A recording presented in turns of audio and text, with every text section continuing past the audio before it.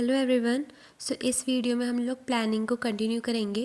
अब हम देखते हैं स्टेप्स ऑफ प्लानिंग क्या होता है। ठीक है, जब भी हम लोग कुछ प्लान करते हैं किसी ऑर्गेनाइजेशन या फिर किसी कंपनी, कहीं पर भी किसी भी हम अपने ऑब्जेक्टिव को अटेन करने के लिए कुछ प्लान करते हैं तो हमें कुछ स्टेप्स लेने होते हैं, जिसका सबसे पहला स्टेप होता है perception of opportunities and gathering information.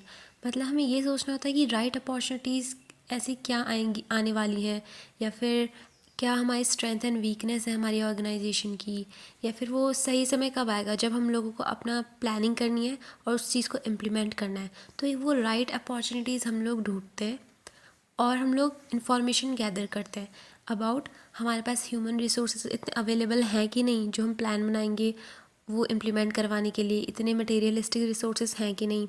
तो ये सब आता है फर्स्ट स्टेप में, perception of opportunities and gathering information. Second है इस्टेब्लिशिंग ऑब्जेक्टिव्स।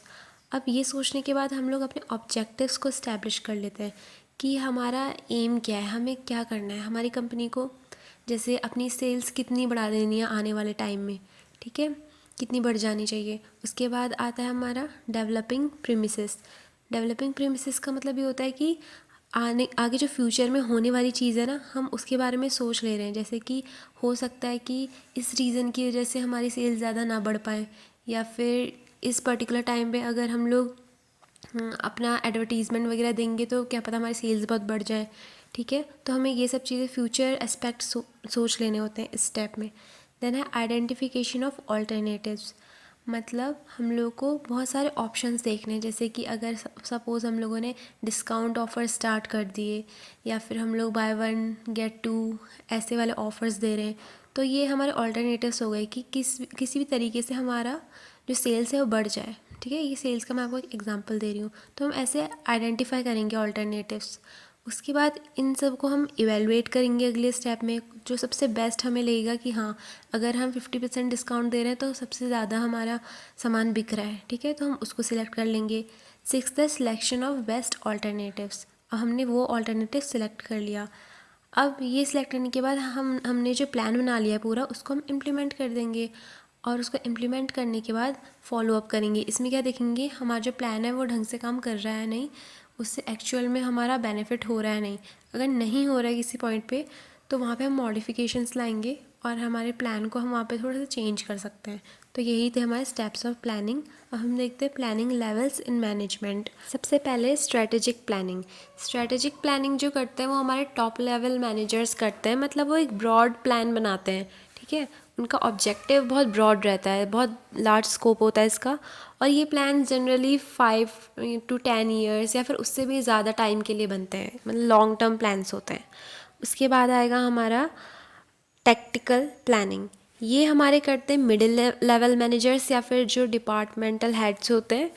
इसमें जो प्लानिंग होती है वो या तो एनुअल बेसिस पे होगी, या फिर 6 मंथ्स के लिए भी हम लोग प्लान कर सकते हैं कि हमें ये ऑब्जेक्टिव पूरा कर लेना है। मतलब इसका स्कोप बहुत ज़्यादा ब्रॉड भी नहीं है, बहुत नैरो भी नहीं है, मतलब मिडिल लेवल टाइप है ये। और इसको वही डिपार्टमेंटल हेड्स हमारे प्लान करते हैं। उसके बाद आता है हमारा ऑपरेशनल प्लानिंग। ये ऐसी प्लानिंग होती है जो हम डे टू डे बेसिस पे करते हैं। सुपरवाइजरी लेवल के मैनेजर्स प्लान करते हैं, जैसे कि फॉर अ वीक कर सकते हैं या फिर पर डे के हिसाब से भी कि ये चीज़ पूरी कर लेनी है। फिर आता है एक हमारा डायरेक्शनल प्लानिंग। इसका मतलब यही है कि इसमें जो मैनेजर्स होते हैं वो डिसीजन मेकिंग करते हैं, पॉलिसी फॉर्मेशन करते हैं। मतलब कैसी डायरेक्शन दी जानी चाहिए हमारी ऑर्गेनाइजेशन को कि हमारा प्रॉफिट हो। ठीक है, वो वाली प्लानिंग होती है इसमें। तो हमारे साथ strategic planning, tactical planning, operational planning and directional planning. अब हम देखते हैं क्लासिफिकेशन या फिर टाइप्स ऑफ प्लानिंग। सबसे पहले टाइम के बेसिस पे प्लानिंग हो सकती है long range planning, medium range या फिर शॉर्ट रेंज। लॉन्ग रेंज मतलब जो प्लानिंग हम बहुत लंबे टाइम के लिए कर रहे हैं, जैसे कि हम स्ट्रेटेजिक प्लानिंग में करते हैं 5 to 10 ईयर्स के लिए या फिर उससे ज़्यादा। फिर मीडियम रेंज, शॉर्ट रेंज जैसे कि हम ऑपरेशनल प्लानिंग में करते हैं डे टू डे बेसिस के लिए। देन आता है मैनेजेरियल लेवल के बेसिस पे। तो इसमें आते हैं वही जो मैंने आपको इससे पहले सारे लेवल्स बताए थे, जैसे कि स्ट्रेटेजिक प्लानिंग जो कि कौन करता है, top level managers. Administrative planning, इसमें ये बहुत ज़्यादा ब्रॉड है, मतलब इसमें सारी चीज़ें आ जाएंगी, पॉलिसीज़, बजट, हर चीज़ की प्लानिंग। फिर आता है ऑपरेशनल प्लानिंग। ये कौन करते हैं, जो हमारे सुपरवाइजरी लेवल ऑफ मैनेजर्स हैं। ठीक है, फिर आता है on the basis of repetitiveness of the operation. तो दो टाइप के प्लान्स होते हैं इस बेसिस पे, या तो स्टैंडिंग प्लान होंगे या फिर सिंगल यूज़ प्लान होंगे।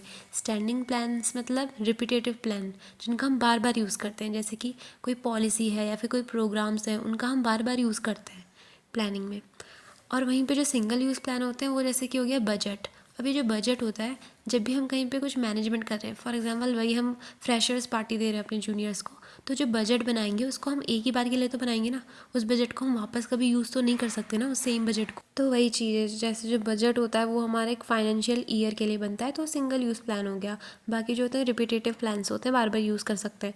देन हो गया स्कोप के अकॉर्डिंग, तो दो ही टाइप के होते हैं जनरल प्लान्स, या तो हो गया मास्टर प्लान या फिर हो गया हमारा जो डिपार्टमेंटल प्लान बनता है। जो मास्टर प्लान होता है वो पूरी ऑर्गेनाइजेशन को एक होल ऑब्जेक्टिव को लेके चलता है, पर डिपार्टमेंटल प्लान पर्टिकुलर डिपार्टमेंट्स के लिए बनते हैं, जैसे कि production department, financial department, marketing department, human resource department, तो उनके लिए सेपरेट जो प्लान्स बनेंगे, ठीक है।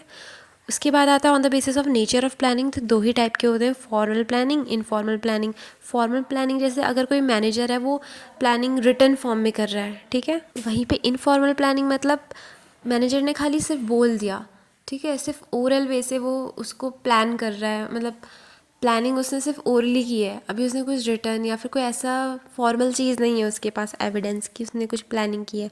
तो ये चीज़ हो गई on the basis of nature. फिर आ गया on the basis of approach, तो इसमें दो टाइप की प्लानिंग होती है, प्रोएक्टिव एंड रिएक्टिव। प्रोएक्टिव मतलब फ्यूचर में कुछ हो सकता है, तो उसके लिए हम अगर पहले से प्लान करके रख रहे हैं, हो सकता है हमारी सेल्स एकदम से कम हो जाए, ठीक है, तो उसके लिए जो हम पहले से प्लान करके रख रहे हैं वो आती है प्रोएक्टिव प्लानिंग में।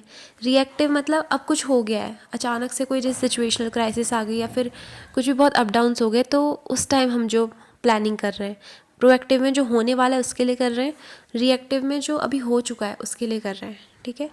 तो ये जो हमारी स्ट्रैटेजिक प्लानिंग थी ना, जो मैंने आपको बताई थी, जो कौन करता है, टॉप लेवल ऑफ मैनेजर्स जो होते हैं वो करते हैं, जो कि एक बहुत लार्ज स्कोप वाली प्लानिंग होती है, लॉन्ग टर्म प्लानिंग होती है।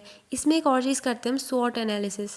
अब ये स्वॉट एनालिसिस क्या होता है, ये क्यों करते हैं स्ट्रैटेजिक प्लानिंग में टॉप लेवल मैनेजर्स?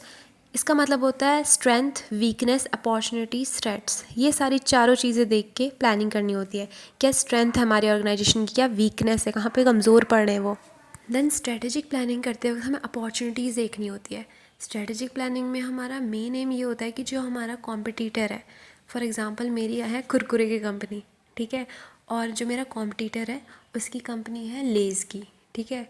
तो अब मैं ऐसा क्या करूँगी, ऐसी कौन सी स्ट्रैटेजी अपनाऊँगी जिससे मेरी जो ट्रेड है वो एकदम से बढ़ जाए, मेरे प्रोडक्ट एकदम से बिकने लग जाए। तो मैं एक राइट अपॉर्चुनिटी ढूंढूंगी उसके लिए, ठीक है। और थ्रेट्स देखूंगी कि कहीं जो मेरी सामने वाली कॉम्पिटिटर कंपनी है वो कुछ ऐसा ना कर रही हो या फिर कुछ ऐसा अलग ना कर रही हो जिससे उसकी बहुत ज़्यादा सेल्स बढ़ जाए, तो उस चीज़ को भी मैं ध्यान में रखूँगी। तो हर चीज़ ध्यान में रखनी है, ऑर्गेनाइजेशन की स्ट्रेंथ हो चाहे वीकनेस हो, कौन सी अपॉर्चुनिटीज़ आ रही है, क्या थ्रेट्स हैं, तो ये आता है सब स्वॉट एनालिसिस में। So that's all for today. Hope you liked my video. See you in the next video. Okay, bye.